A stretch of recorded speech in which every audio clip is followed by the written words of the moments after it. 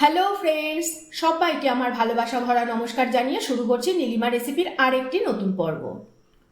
আজ করব নিরামিষ পটলের এমন একটি রেসিপি যেটা বাড়ির সবাই আঙুল চেটে খাবে।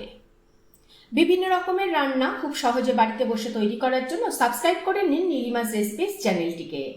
আর আমার সমস্ত রকম রান্নার আপডেট সবার আগে পাওয়ার জন্য বেল আইকনটা প্রেস করতে ভুলবেন না। ভিডিওটি স্কিপ না করে সম্পূর্ণ ভিডিওটি দেখার অনুরোধ রইল। তাহলে চলুন নিরামিষ পনির পটল বানানোর জন্য আমি কি নিয়েছি দেখে নিই। হাফ কেজি পটল খোসা ছাড়িয়ে রেখেছি, তবে খোসা অল্প অল্প গায়ে থাকবে, তাহলে পটল ভাজার সময় খোসা ভাজার সুগন্ধটা তরকারির সঙ্গে খুব ভালো লাগে। আর এখানে 200 গ্রাম পনির নিয়েছি, 4টে টমেটো, 4টে কাঁচা লঙ্কা ও 6টা শুকনো লঙ্কা নিয়েছি, একসাথে মিক্সিতে পেস্ট করে নেব। হাফ চামচ জিরে গুঁড়ো ও ধনে গুঁড়ো নিয়েছি, আদা বাটা নিয়েছি 1 চামচ, 1 চামচ চিনি লাগবে, নুন হলুদ ভাই বোন তো আছেই।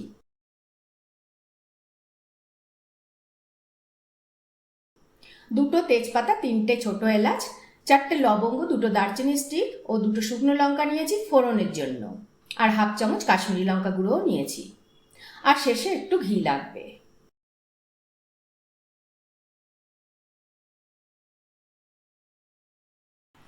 প্রথমে পটলগুলোকে 2 দিক থেকে অল্প অল্প করে চিড়ে দেব।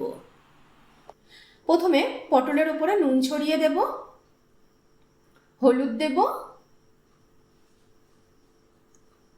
আর একটু তেল ছড়িয়ে দিয়ে ভালো করে ডলে ডলে পটলের গায়ে মাখিয়ে নেব। প্যানে 1 কাপ মতো সর্ষের তেল দিয়ে দিলাম। গরম হলে পটলগুলো দিয়ে দেব, ভেজে নেব ঢাকা দিয়ে দিয়ে।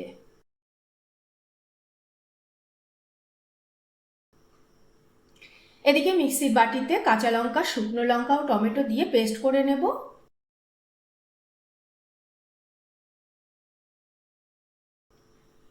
এদিকে আমাদের পটলটাও ভাজা হয়ে গেছে, দেখুন তুলে নেব।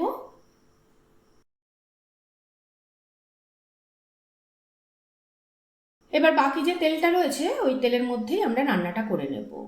তেজপাতা, শুকনো লঙ্কা ও গোটা গরম মশলা ফোড়ন দেব। না, ফোড়নটা থেকে ভালো গন্ধ বেরোলে আদা বাটা দেব, হলুদ দেব, কাশ্মীরি লঙ্কা গুঁড়ো দেব, নুন দেব, কষিয়ে নেব ভালো করে।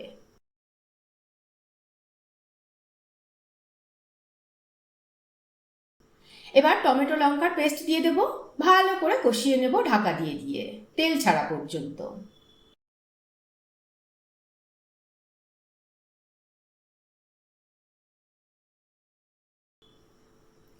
দেখুন আমাদের তেল ছেড়ে দিয়েছে। এবার এর মধ্যে জিরে ধনে গুঁড়ো দেব, একটু নেড়ে চেড়ে কষিয়ে নেব।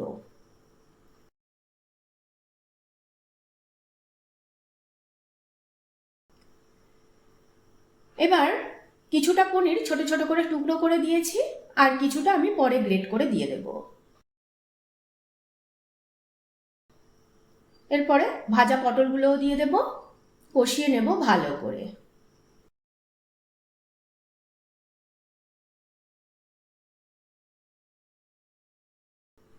অল্প একটু চিনি দেবো এই পর্যায়ে এসে, আর বাকি পনিরটা গ্রেট করে দিয়ে দেবো এই সময়তে।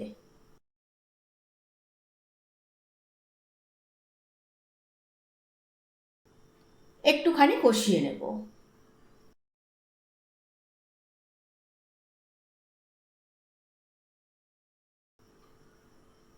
এবার প্রায় 1 কাপ মতন একটু গরম জল দিয়ে দেব, নেড়ে চেড়ে ঢাকা দেব, 5 মিনিট রান্না করে নেব।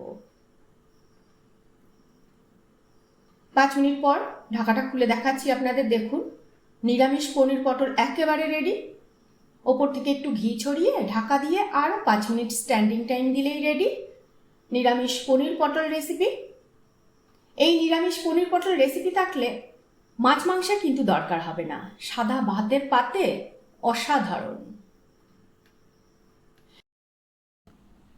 কেমন লাগলো আমার আজকের রেসিপিটি কমেন্ট করে জানাবেন। ভালো লাগলে একটা লাইক করে দেবেন। আপনাদের একটা লাইক আর কমেন্টই আমাকে উৎসাহিত করবে পথ চলতে। আজ তাহলে এই পর্যন্তই থাক, আবার হাজির হয়ে যাব নতুন কোনো রেসিপি নিয়ে, নতুন কোনো পর্বে। ভালো থাকবেন, সুস্থ থাকবেন সবাই।